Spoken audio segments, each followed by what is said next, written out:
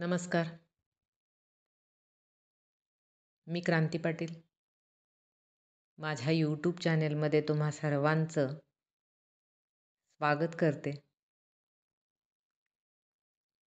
आणि या कडाक्याच्या थंडीमध्ये एक मनाला उबदारपणा देणारी अशीच कविता तुमच्यापुढं सादर करते.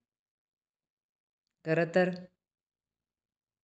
थंडीचा ऋतू म्हणजे तसा आल्हाददायक असाच असतो.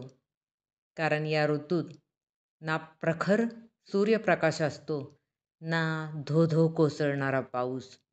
मनाला नवचैतन्य देणारं हे थंडीमधलं वातावरण आणि या थंडीची सकाळ तर खरं तर त्याचा अनुभव घेऊनच पाहिलं पाहिजे. परंतु तुम्ही म्हणाल, या कडाक्याच्या थंडीत या उबदार चादरेतून उठून ही सकाळचं निसर्ग सौंदर्य पाहणं आम्हाला तरी नाही बाबा जमणार.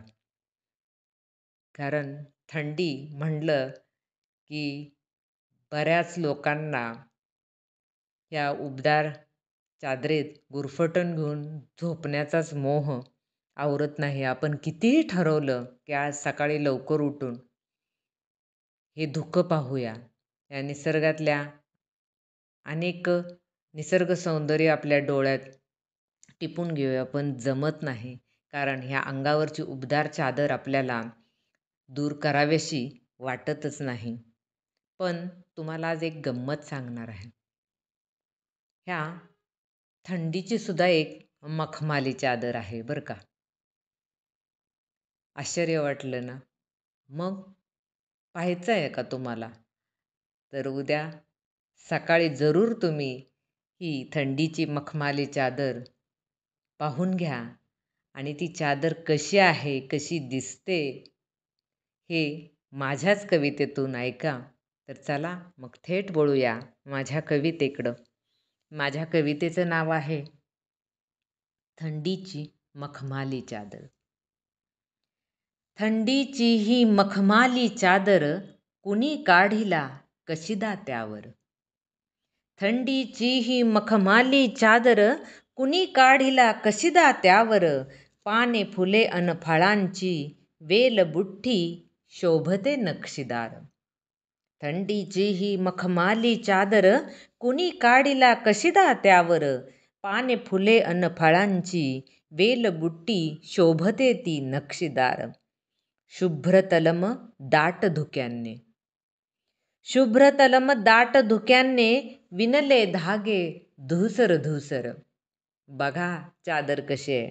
शुभ्र तलम दाट धुक्यांनी विणले धागे धूसर धूसर. दवबिंदूंचे मोती चमकती सोनवरकी ते गोंडे भरजर. शुभ्र तलम दाट धुक्यांनी विणले धागे धूसर धूसर. दवबिंदूंचे मोती चमकती सोनवरकी ते गोंडे भरजर.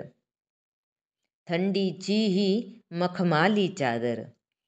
थंडीची ही मखमाली चादर प्रभात समयी दिसली तरुवर.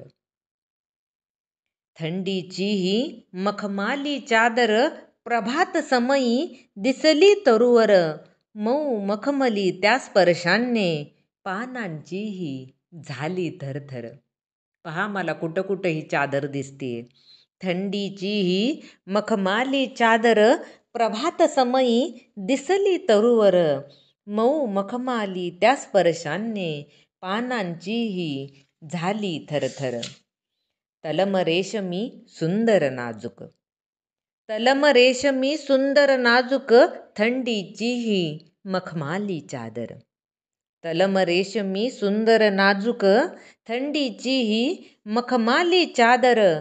निपचित आज त्यात निजले डोंगर दरी अन नद्या सरोवर. बघा निसर्गाला सुद्धा या थंडीत चादरेत झोपण्याचा मोह होतोच.